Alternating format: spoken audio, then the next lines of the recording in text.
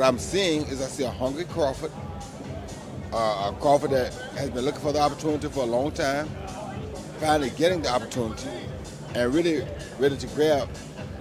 And it's exciting. You know, Terence is freakishly strong. He can punch. He's got good crack. He can fight from both ways. Orthodox southpaw. He can fight at mid-range, closer range, outside, and he can fight going both ways. So it's exciting. It's exciting. I'm going with Terence Crawford. You know, big weight jump, a dangerous fight, but somebody's got to prove to me that they can break Terence Crawford's will and that he can't figure it out against you. Few hypothetical matchups in boxing stir up as much discussion as a dream fight between Floyd Mayweather Jr. and Terence "Bud" Crawford. Both stand as the top fighters of their generations, representing different peaks of excellence in the sport. Fans, analysts, and former pros often debate who would come out on top if these two ever faced off. It's not just a question of skill, it's a battle of legacies. Mayweather's unmatched precision and defense against Crawford's adaptability and relentless finishing instinct. Definitely one of the greatest. He's done shit that Floyd Mayweather ain't done. Like what? Like what? The audience that don't know. He is a two-time undisputed champion. Floyd wasn't a one-time undisputed champion. So he has all the belts in one division and then moved up and got all the belts in another division. I don't know if that's ever happened in the history of boxing. Yes, and he beat the man. And he beat the man. Let's give Terence Crawford his flowers because everything he said he was going to do, he done it. He did. Floyd Mayweather ended his career with an impeccable 50-0 record, one of the most remarkable in boxing history. Throughout his run, he defeated top champions in 5 different weight divisions.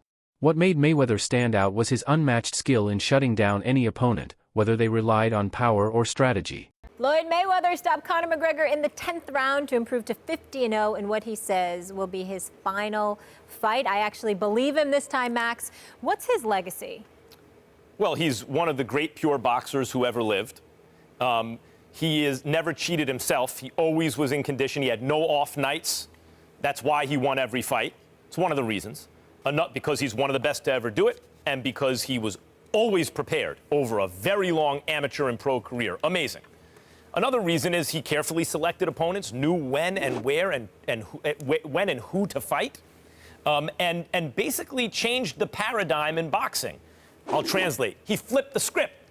I mean, really, boxing is basically, and this is just the way it is, and I'm a huge boxing fan, and I make no apologies about it, but it is fans and networks essentially exploiting fighters. That's how it works. And we demand a level of dedication and risk-taking with your health that's insane, right? Like, someone's getting their head beaten every which way, and if you quit, you don't have heart. You can't be a great fighter, which is true, by the way. It's a blood sport. And usually fighters wind up broke and punch drunk. And Floyd Mayweather flipped the script.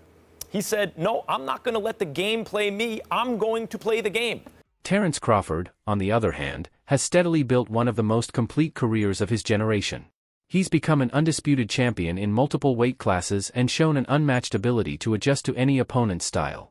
His switch hitting, explosive power, and sharp ring intelligence make him a nightmare to face. Crawford's dominance at welterweight has placed him firmly in the pound-for-pound conversation, just a step below the shadow of Mayweather's legacy. It's no surprise that fighters and boxing veterans continue to share their opinions on how the two would stack up. Everything is on Terence Crawford's side, all the legacy, meaning he only has the opportunity to win the belts. Saul only has an opportunity to defend them. Terence Crawford has an opportunity to be in a 5 division and the only person to win all 4 belts in 3 separate weight divisions. Why is Saul taking this fight? And I'm going to tell you why. Because there's some things in life more important than just the belts. And that 20-year career that Terence Crawford made, that all that he has, is very valuable.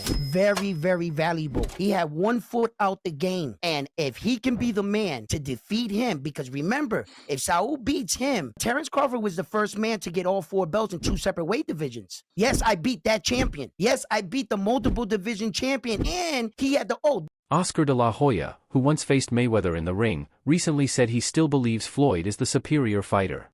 In his view, Mayweather's flawless record and technical brilliance make him unbeatable in any comparison. De La Hoya's comments reflect the admiration many from boxing's old guard still have for Floyd's consistent dominance at the top level.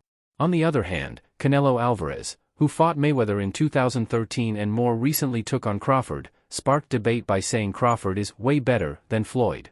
He praised Crawford's fight IQ, adaptability, and the quality of his recent wins.